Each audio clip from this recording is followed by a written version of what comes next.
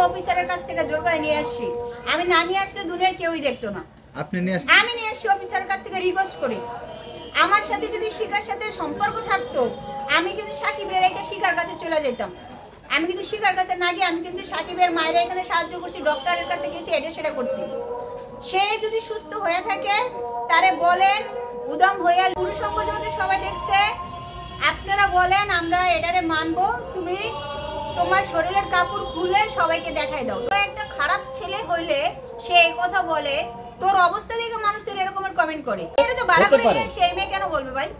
ওনার তো বিবাহিত বউ, ফেব্রুয়ারি মাসে বিয়ে করছে। কাবিনও দেখাইছে। বিবাহিত বউ কেমনে হয়? ওটা তো বৈধ ছিল না। তাহলে তো নিশ্চিন্ত করে বলতে পারতো। তো মেয়ে কেন বলে নাই যে হ্যাঁ 100% হবে? মেয়ে বলছে হ্যাঁ আমার মনে হয়। আমি দেখছি ভিডিওটা, আমার মনে হয় বলবে কেন?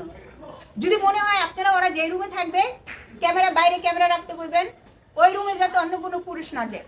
পুরো যায়ও, তারপরেও তো মানে বাচ্চা যদি হয় তাহলে ডিএনএ টেস্টে ধরা যাবে। আবার ডিএনএ টেস্ট কেন করতে যাবেন আপনি? আপনি শুধু ক্যামেরা রেখে দিবেন সামনে, তাহলেই তো হয়ে যাবে। একটি মেয়ের কি স্বার্থ আছে যে আসলে লিঙ্গ ছাড়া বা শারীরিক অসুস্থতা একটা ছেলের সাথে তিনি চলে আসবেন? এখন ওরা কি কন্টাক্ট করছে এটা ওরা জানে, এটা তো আমরা জানি না। কন্টাক্ট না করে আপনার কাছে থাকলে কি মনে হয় যেহেতু আপনার আপনি ভাই সব কথা বাদ দেন, এই মেয়েটার এই যে ছেলেটা যে বউ আছে এটা তো জানে এই মেয়ে। হ্যাঁ জানে, শিখের বাবা সবই জেনে জানে। শুনে এই মেয়েটা কিভাবে আসে? তার মানে মেয়েটা কোন লেভেলের?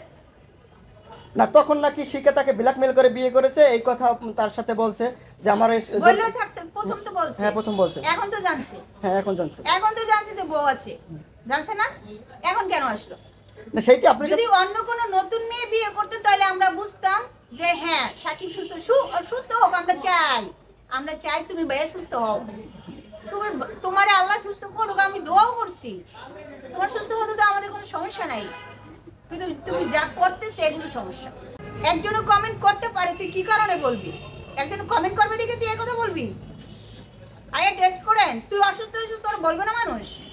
তুই কইছিস আমি অসুস্থ, আমার চিকিৎসা করতে যাইতে হইব, তো তুই যেভাবে অসুস্থ হইছস মানুষ তো নিজের ধারণা থেকে কইছে যে এটা তো সুস্থ হওয়ার কথা না, হয়তো লেট হইতে পারে, তার জন্য কি তুই এই কথা কইতে পারো যে আসেন টেস্ট করে? কত বড় বেয়াদব! এগুলোকে আইনের চোখে পড়ে না? খারাপ ল্যাঙ্গুয়েজ ইউজ করে এরা ভাইরাল হইতেছে। ইকরাকে জিজ্ঞেস করা হয়েছিল যে আসলে আপনার স্বামীর কাছ থেকে আপনি কতটুকু সন্তুষ্ট, তিনি বলছে যে আসলে পরিপূর্ণ সন্তুষ্ট, জুনিয়র সাকিব একবারে ফিট, শীঘ্রই তারা আসলে বাবা হবে। আসলে এই যে যদি জুনিয়র সাকিব ঠিক না হয় তাহলে এই কথা ঠিক হয়ে থাকলে এখন শিখা চলে আসবে, শিখা চলে এসে আলা দেখবে, আমাকে দেখার দরকার নেই, এখন শিখা চলে আসবে।